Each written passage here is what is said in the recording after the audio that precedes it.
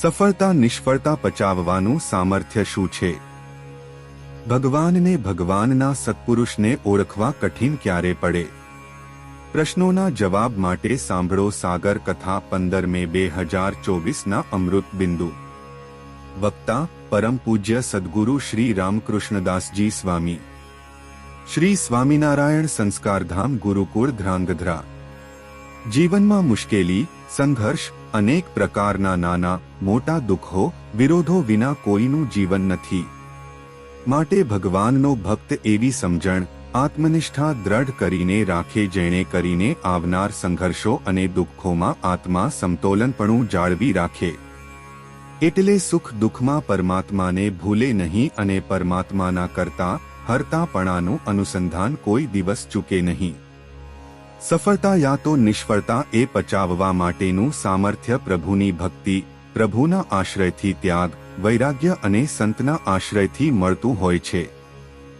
જ્યારે જે સમય આપણને ભગવાનના એવા પુરુષ સંત મળ્યા હોય તો હંમેશા એનું જીવન કવન આપણે જાણવું જોઈએ અને એનો ઇતિહાસ પરંપરાથી તેનું પ્રવર્તન થાય તેના માટે ઇતિહાસ હંમેશા જીવંત રાખવો પડે, તેમાંથી સદ્વિચારો પ્રાપ્ત થાય. ઘણી વખત આવી બધી બાબતમાં આપણે આળસ સેવતા હોઈએ છીએ. પછી જ્યારે એ પુરુષ ધરતી છોડીને ચાલ્યા જાય ત્યારે પારાવાર પસ્તાવો થતો હોય છે. જો સત્સંગી જીવન, હરિચરિત્રામૃત સાગર વગેરે વગેરે સાહિત્ય સંતોએ ન લખ્યું હોત તો મહારાજના ચરિત્રો અને મોટા પુરુષની વાતો અને જીવન કવનથી આપણે વંચિત રહે. જ્યારે મોટા પુરુષ મનુષ્ય સ્વરૂપે આ ધરતી ઉપર આપણા ભેળા રહેતા હોય એટલે એમના ગુણોની, ઠાકોરજીએ કંઈક ઇતિહાસનું સર્જન કરતા હોય આવું વગેરે વગેરે એની નોંધ લેનાર સમાજ બહુ જૂજ હોય છે. અને મોટા પુરુષ જ્યારે આ ધરતી ઉપર વિચરતા હોય ત્યારે પોતાનું સામર્થ્ય બધું જ ગુપ્ત રાખીને, ઢાંકીને મનુષ્યની જેમ નિર્બળ થઈને વર્તતા હોય છે. એટલે જીવને એ ભગવાનને ભગવાનના સત્પુરુષ ઓળખવા કઠિન પડે છે.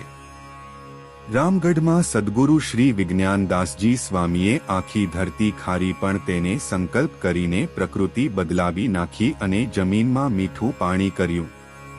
આવું સામર્થ્ય પણ ભેળો રહેનારો સમાજ ગમે એટલા વર્ષ ભેળો રહે તોય એ જાણી ના શકે એટલી સામર્થ્ય છુપાવીને રાખે.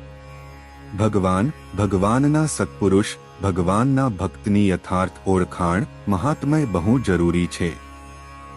ભગવાનને ભગવાનના એવા મોટા પુરુષ હોય એના મનુષ્ય ભાવમાં ક્યારેય જાવું નહીં. પ્રથમનું 68મું ભગવાનના એવા મોટા પુરુષ હોય તો એને પોતા જેવા મનુષ્ય ના માનવા.